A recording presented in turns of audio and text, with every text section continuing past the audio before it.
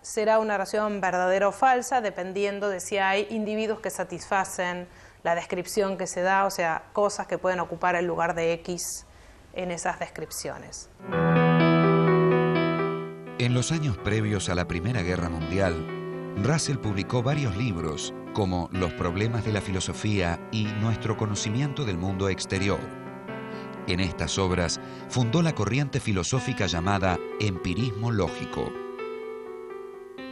Uno podía ver que en realidad muchas de las cosas de las que hablamos, como por ejemplo puede ser esta silla que está acá al lado mío, ¿qué es desde el punto de vista de mi pensamiento? Y bueno, es lo que yo veo en un momento determinado y lo que puedo volver a ver si lo hago más adelante. Por lo cual él decía que desde el punto de vista del conocimiento, un objeto es la serie de las percepciones o datos perceptuales o fenoménicos que uno puede tener de las cosas.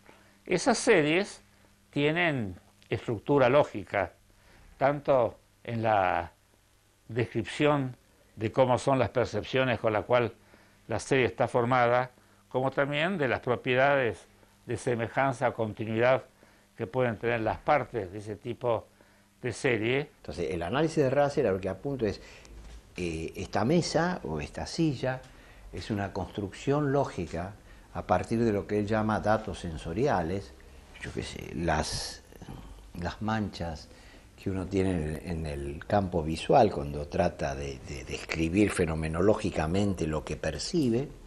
Esos datos sensoriales tienen entidad, no son meras sensaciones, tienen entidad, y entonces la mesa es una construcción, es algo que hemos construido a partir de estos datos básicos, con más un aparataje lógico. Por ejemplo, la mesa es la clase del conjunto de perspectivas que se tienen actuales o posibles.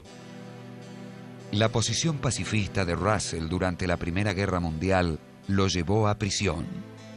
En la cárcel escribió su Introducción a la filosofía matemática. Finalizado el conflicto bélico, visitó la Unión Soviética y China, presentando luego sus observaciones y críticas en sendos libros. Por estos años, publicó también su Análisis de la mente. Ahí defiende una posición monista neutral. O sea, ontológicamente hablando, los elementos básicos de la realidad no son ni físicos ni mentales, son lo que son. Si yo meto los elementos que capto en una serie causal de causas eficientes, los veo como físicos. Si lo meto en una serie causal, y ahí entonces Russell contribuye con la idea de que hay una causación mnémica. La memoria juega un papel fundamental para Russell en la formación de esas secuencias de episodios, digamos así, mentales. Y ahí yo construyo lo mental. La lectura y discusión de la obra Tractatus Logico-Philosophicus de su exalumno y colega Ludwig Wittgenstein llevó a Russell a reformular su filosofía como atomismo lógico. El lenguaje de Principia supone varias cosas que entonces son reflejadas por esta posición metafísica de Russell. Por ejemplo, que hay objetos, que hay entidades que tienen propiedades, que esas entidades son independientes unas de otras, que los hechos que incluyen esas entidades son independientes. La idea de atomismo lógico viene de ahí. Hay hechos atómicos, son los hechos básicos, que están compuestos por datos sensoriales y propiedades de estos datos sensoriales. Entonces, lo que hace el lenguaje es componer esto. Esto se compone a nivel lingüístico. Hasta el inicio de la Segunda Guerra Mundial, Russell publicó obras sobre muy diversos temas: análisis de la materia, fundamentos de filosofía, matrimonio y moral, y otros más. Estos títulos le generaron grandes adhesiones, pero también serias resistencias. En 1940, los tribunales de la ciudad de Nueva York prohibieron una serie de conferencias acusándolo de inmoralidad. Después de la Segunda Guerra Mundial, si bien publicó algunos títulos notables para la problemática filosófica y otros de divulgación científica, la mayoría de sus esfuerzos estuvieron enfocados en los problemas de la época y en especial en la carrera armamentista, en el peligro de un holocausto nuclear y en los crímenes de guerra.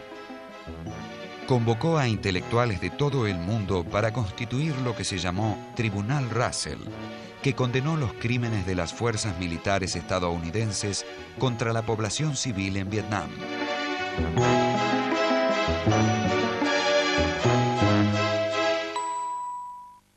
Como recompensa a sus grandes méritos y vastos esfuerzos, en 1952 recibió el Premio Nobel.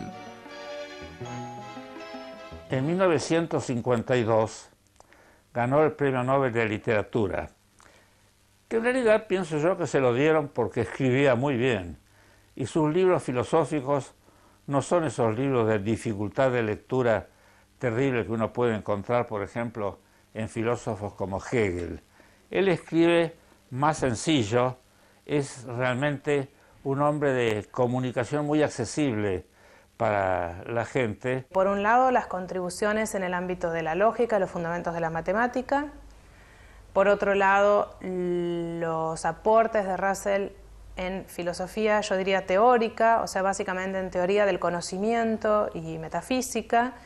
Y finalmente los escritos que tienen más un tono político, político-ético, y que abarcan cuestiones como el matrimonio, el sexo, la religión, sus luchas en contra de la guerra, en pro del pacifismo y el desarme nuclear, etc.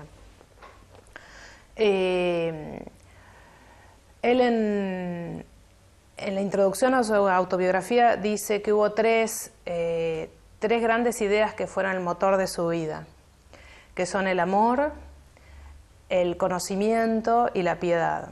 Y de alguna manera este amor al conocimiento es lo que guía toda su investigación filosófico-teórica.